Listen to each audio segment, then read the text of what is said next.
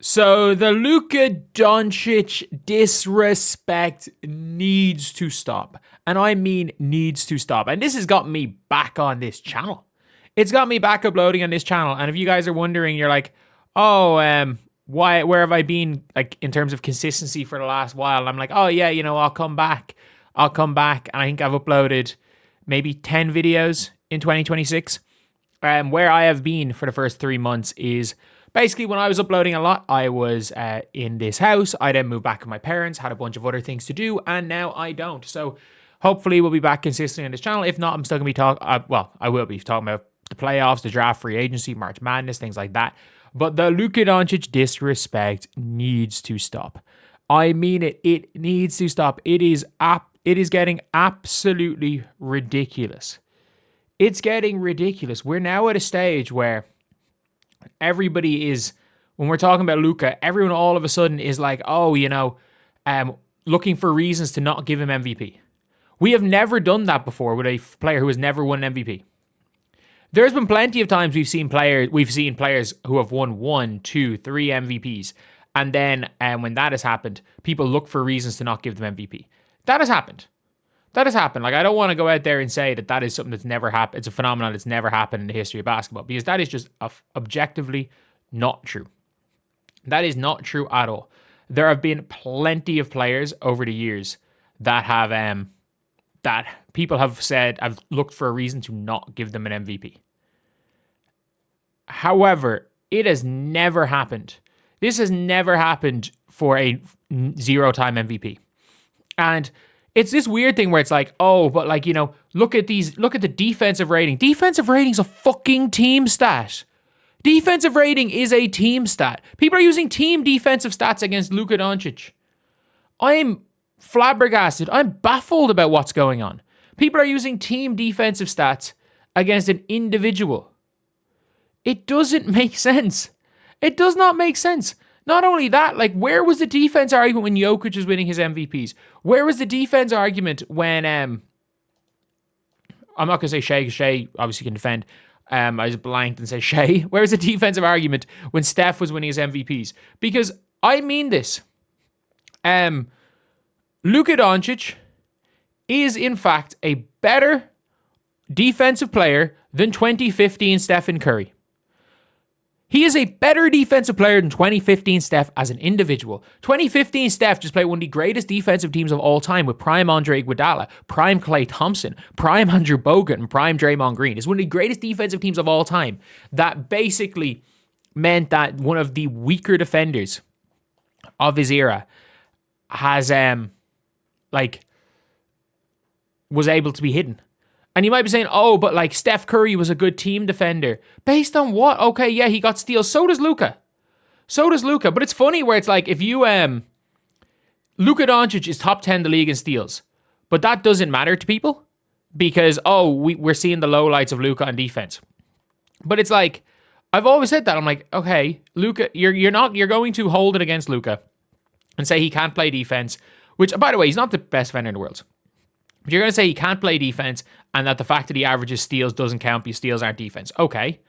How many players in the history of basketball have been god-awful defenders and people have still called them good defenders because of their steal ratings? How many steals they get? Magic Johnson, Stephen Curry, Allen Iverson. Allen Iverson was not a good defender. He just got a lot of steals. Getting steals is about being active in lanes. Trying to think, again, even on the women's side, fucking Paige Beckers is a good example of that, where her hands are quick, but like she gets cooked. It is what it is. Like, it is a narrative against Luka Doncic. Luka Doncic is the only player to have ever averaged 33 plus points on a 50-win team and to have not gotten an MVP. Not in that individual season, because it has happened twice in James Harden and I can't remember who the other was. It was James Harden and someone else. I saw it on First Things First, where it was like everyone was either defending an MVP and was second, or had or won the MVP. Luka Doncic is the first player that is the only player it's going to do it without winning an MVP, and he's going to have done it twice with 0 top 2 finishes. They're going to give the fucking second spot to Nikola Jokic with worse counting stats.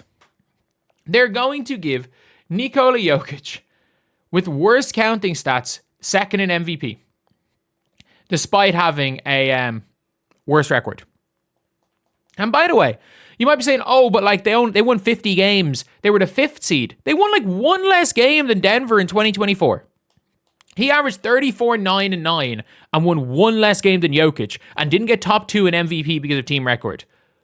He won 2 less games than Shea. I'm pretty sure he won 2 less games than Shea, if I'm not mistaken.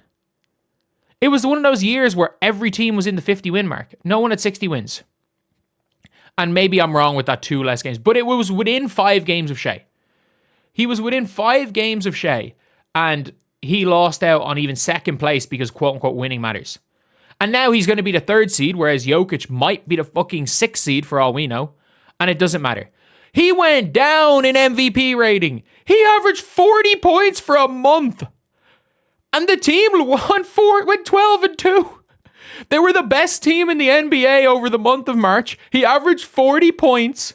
And he went down in MVP voting. It is just disrespect at this stage. It is disrespect at this stage what's going on with Luka Doncic. Like, there's no ifs, ands, or buts about it. We are looking at one of the greatest players of the generation. We're looking at one of the best players to ever pick up a basketball. But we're looking at that, and it doesn't matter because, you know, Luka Doncic, they just don't like him. The media just don't like him. It's as simple as that. Like, obviously, they're like, the defense isn't great. Neither was Steve Nash's defense. Neither was like Nash couldn't really defend. Steph couldn't defend. Iverson couldn't really defend. I'm trying to think off the top of my head. Jokic, not that much worse of a defender than Luka Doncic. Not a bad defender, but again, Luka Doncic is probably in the 50th percentile of defenders in the NBA. Maybe a little bit lower than the 50th percentile. And again, like, I say that because statistically, he's probably in like 70th percentile, but he does guard the worst player on the other team. So, Luka isn't in the top 20. Like, Luka's not Trae Young bad on defense. It's not even close. Like, there are a lot of players that are worse defenders than Luka Doncic. But it does not seem to matter. It doesn't seem to matter because of a narrative from some lowlights. And never forget that Luka Doncic averaged 35, 9, and 9, carried a team to the NBA Finals, and in the Western Conference Finals averaged near 40. And because he, in fairness, was a Game 3, he did have a nightmare end to Game 3. He got blamed for losing the finals. And he was the only reason they were there in the first place. So anyway, yeah, that is the video. See you guys.